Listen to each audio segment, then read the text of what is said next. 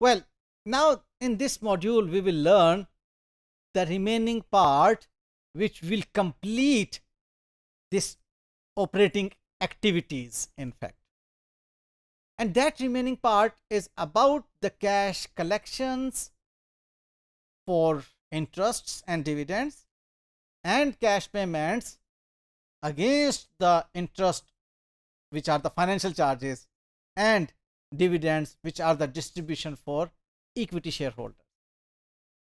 तो इसके अंदर बात करने से पहले आप ज़रा पिछली बातें एक मरतबा दोबारा से रिकॉल कर लें कि हमने क्या किया कि सबसे पहले हमने profit for the year figure को कैलकुलेट किया और उसको हमने पाक किया non cash elements relating to the non current asset से, जो कि ये डिप्रिसिएशन वगैरह नज़र आ रही हैं आपको, और non cash items relating to the working capital items 5 बताई थी आपको, ये स्क्रीन पे आपको नज़र आ रही। इनसे पाक करने के बाद हमने ये वर्किंग की, उस वर्किंग में हमारे पास कैश जनरेटेड फ्रॉम ऑपरेशन की फिगर आ गई। ये है वो बात कि ये दो काम करने के बाद हमारे पास कैश जनरेटेड फ्रॉम ऑपरेशन की अमाउंट आ जाया करती है। अब वो कैश जनरेटेड फ्रॉम ऑपरेशन की अमाउंट इस्तेमाल होगी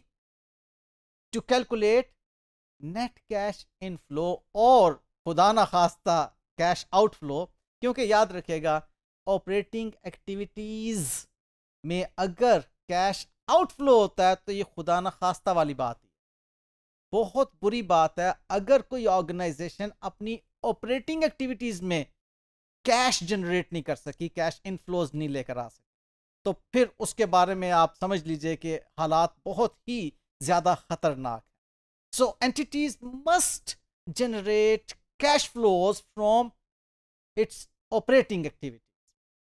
वेल, तो ऑपरेटिंग एक्टिविटीज में when once we have worked out all the cash generated from operations, the next step is कि अब देखिए इंटरेस्ट कितना रिसीव हुआ था जो हमने इन्वेस्टमेंट्स कर रखी थी, या डिविडेंड्स कितने रिसीव हुए थे अगेंस्ट जो हमने इन्वेस्टमेंट्स इन इक्विटी इंस्ट्रूमेंट्स कर रखी थी, फिर how much interest we paid during this year for the financial facilities obtained and how much dividend we paid during this period as distribution to shareholders. एक और बहुत important working आपको यहां show करना होती है, that is payment of income tax during the year. हमारे इस सिनेरियो में टैक्सेशन की बात नहीं है। नेक्स्ट हम इंशाल्लाह दो एक प्रॉब्लम्स ऐसी सॉल्व करेंगे, इलिस्ट्रेशंस ऐसी सॉल्व करेंगे अगले मॉड्यूल्स में, इसमें आप देखेंगे कि टैक्स एक्सपेंस की पेमेंट आपको यहां पर शो करना होती है ऑपरेटिंग एक्टिविटी में। वेल, तो after presenting all these cash inflows and outflows, we end up ultimately at cash flow from operating activity. तो ये आपका जो क्वेश्चन है सबसे पहले आपको बता रहा है कि हमने इंटरेस्ट की फिगर कैसे कैलकुलेट करनी है, एक्सपेंस की और इनकम की।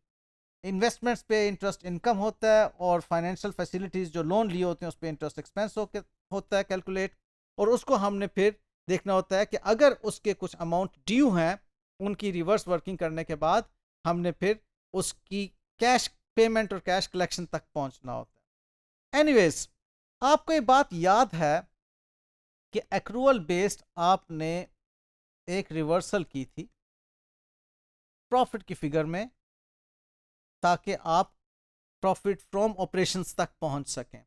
वो रिवर्सल क्या थी कि एक्सपेंस को आपने ऐड बैक किया था और इनकम को आपने लेस बैक किया था, लेट मी से, क्योंकि वो ऑलरेडी ऐड हुई थी, अब आपने उसे लेस बैक किया था। अब उसके बाद आपने फिर non cash items relating to the non current assets और non cash items relating to the working capital items आपने वर्कआउट की थी और कैश जनरेटेड फ्रॉम ऑपरेशंस तक आप पहुंच गए थे। और अब वो स्टेप आ रहा है कि आपने वो जो इनकम को लेस बैक किया था और एक्सपेंस को आपने ऐड बैक किया था, उस इनकम के अगेंस्ट जितना कैश रिसीव हुआ है उसको आपने अब ऐड करना है एज कैश इनफ्लो, और उस एक्सपेंस के अगेंस्ट जितना कैश पे हुआ है उसको अब आपने लेस करना है एज कैश आउटफ्लो। तो वो होगा cash received as interest on investment and cash paid for interest on loan. इत्तफाक से इस क्वेश्चन को इजी बनाने के लिए आपको नज़र नहीं आ रहा कि इनकम और रिसीट में कोई फ़र्क है या एक्सपेंस और पेमेंट में कोई फ़र्क है, क्योंकि इसमें ओपनिंग एक्रूवल्स और क्लोजिंग एक्रूवल्स ज़ीरो हैं। वेल तो हमें net cash inflow from operating activity हासिल हो जाता है which is 9,900 in this question.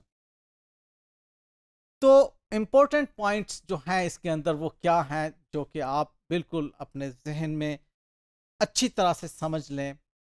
ये मॉड्यूल हमें डिस्कस कर रहा था इंटरेस्ट एंड डिविडेंड के बारे में कि इंटरेस्ट इन्वेस्टमेंट्स पे रिसीव होता है और डिविडेंड इन्वेस्टमेंट्स पे रिसीव होते हैं, और इंटरेस्ट लोन्स पे या फाइनेंशियल फैसिलिटीज़ पे होता है, और डिविडेंड इक्विटी होल्डर्स को पे होता है एज प्रॉफिट डिस्ट्रीब्यूशन। ये वो आइटम्स हैं, ये 4 आइटम्स, इनको IAS 7 इजाज़त देता है कि ऑपरेटिंग एक्टिविटीज़ में आप शो कर दें। अदरवाइज इफ नॉट तो इक्वली गुड होगा अगर आप जो इन्वेस्टमेंट से रिलेटेड कैश फ्लो है उसको आप इन्वेस्टिंग एक्टिविटी में लेके जाएं, और जो फाइनेंशियल फैसिलिटीज से रिलेटेड कैश फ्लो है उसको आप फाइनेंसिंग एक्टिविटीज में शो करें। This is very important distinction that you should carry, क्योंकि यहाँ पर अक्सर डिबेट हो जाया करती है कि किसी बुक ने तो इस तरह सॉल्व किया है, किसी एग्जामिनर ने तो ये स्टैंडर्ड सॉल्यूशन दिया है। तो वो बात मैंने आपको क्लियर कर दी, आप इसको जहन में रखिएगा। Thank you.